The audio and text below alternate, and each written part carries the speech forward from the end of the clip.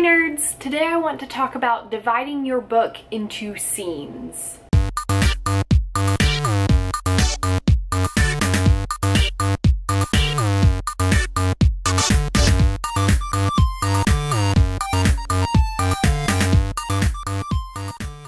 When I decided to get back into writing fiction at the end of college, I definitely underestimated the difficulties of writing in so many ways. I mean, I'm pretty sure we all at some point thought that we were just going to sit down, write a book, and get it published. It's that easy, right? Obviously, if you have spent any amount of time writing or trying to get published, you have learned that every part of the writing process is difficult in some way. One thing that I really did not even consider before I started writing, and that I think is actually pretty hard to learn how to do, is the craft of writing scenes. When you are reading a well-written book, the craft of the scenes, the layout and flow of the scenes, the how and where of breaking up the book into those pieces, and even the content and conflict of each individual scene is so instinctual in a really good book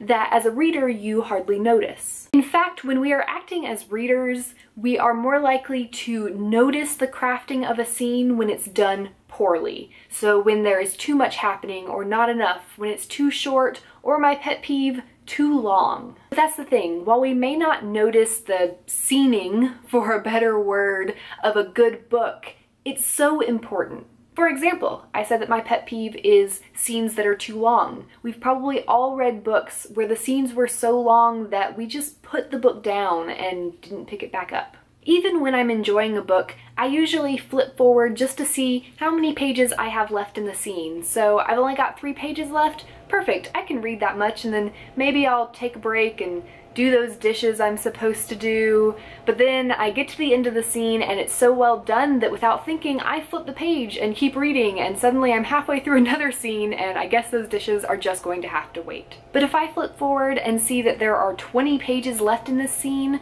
I'm much more likely to feel fatigued and discouraged, and I'll just go ahead and put it down now because it's going to take me a while to finish this scene and I have other things to do. So how do we craft the perfect scene? The kind that makes our readers forget that they were going to put it down and take a break and do that chore or that errand.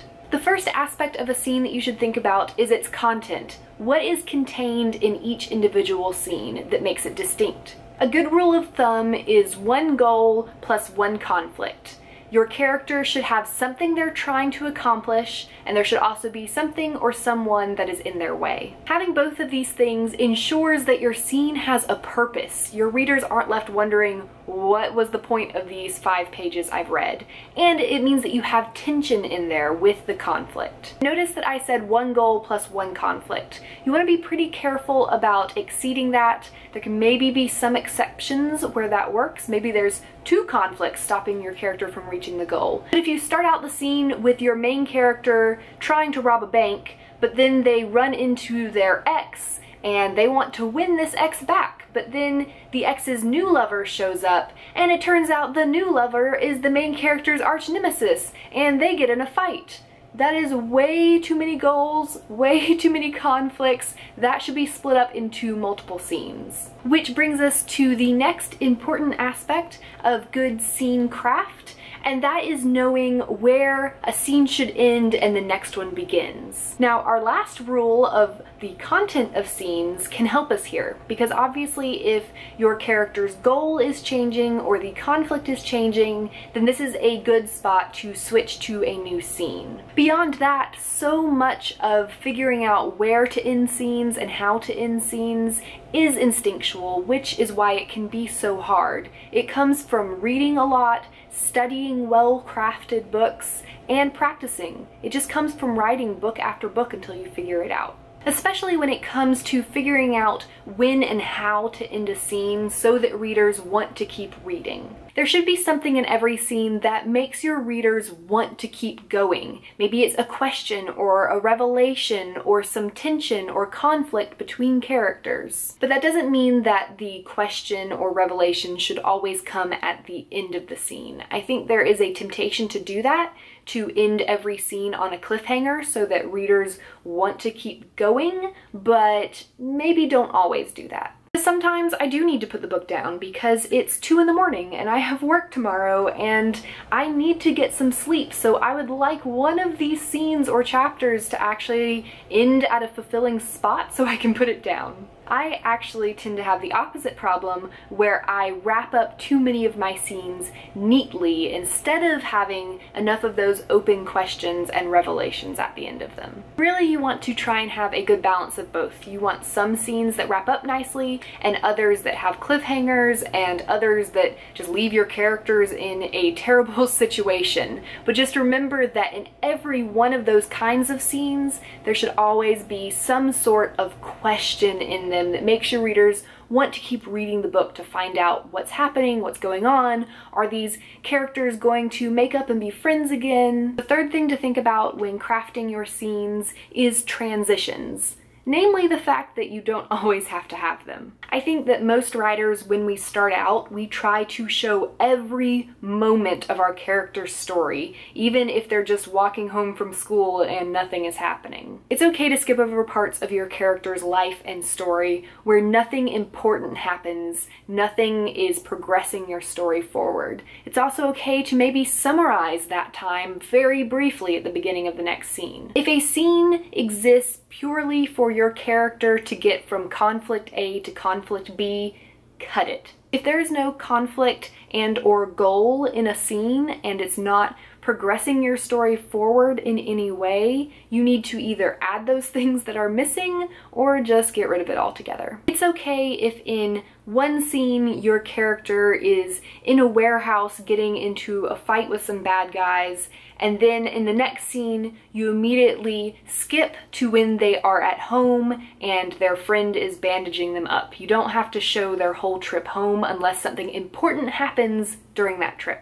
The last thing I wanted to talk about when it comes to scenes is whether you should be thinking about your scenes and crafting your scenes in the outlining phase or the drafting phase or the revisions phase. Really, the answer to this question is any of the above, depending on what kind of writer you are. If you are a hardcore plotter, you are probably going to be figuring out your scenes before you even start writing. Maybe you're doing a note card for every scene, or you're doing a paper outline. You are thinking about each scene, what is going to happen, and in that time, you should be thinking about what the goal and conflict is in each of those scenes. I also know there are people on the complete opposite end of the spectrum who write their whole first draft without any scenes. It's just continuous story, and then they break it up later in revisions. I personally don't think this is the best idea. I mean, if you do it and it works for you, then keep on, but if you are trying to figure out how you want to do it,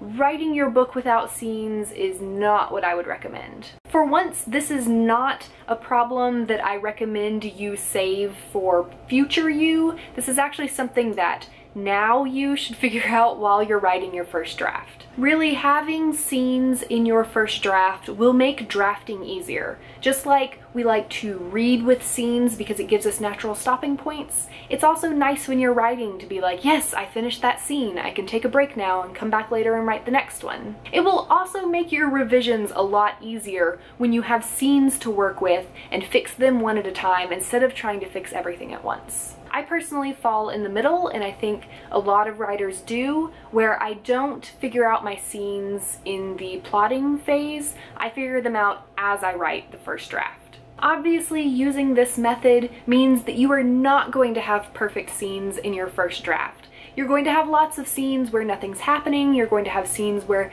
too much is happening, you're going to have scenes without a goal, you're going to have scenes without a conflict, you're going to have scenes without both. But it's okay, because that actually is a problem that future you can handle, because you have those scenes already there and you can fine-tune them and give them what they need, take away what they don't need, or get rid of them altogether. That is it for today. Hopefully this was helpful. If you have any other questions or comments or suggestions about scenes and how to figure out where to split them up and how to split them up, leave those down in the comments, and I will see you guys this Sunday at 7:30 Eastern Time for our live chat. We will be doing our book club for Six of Crows because we weren't able to do it this past weekend. We're very excited about that, so we'll see you then.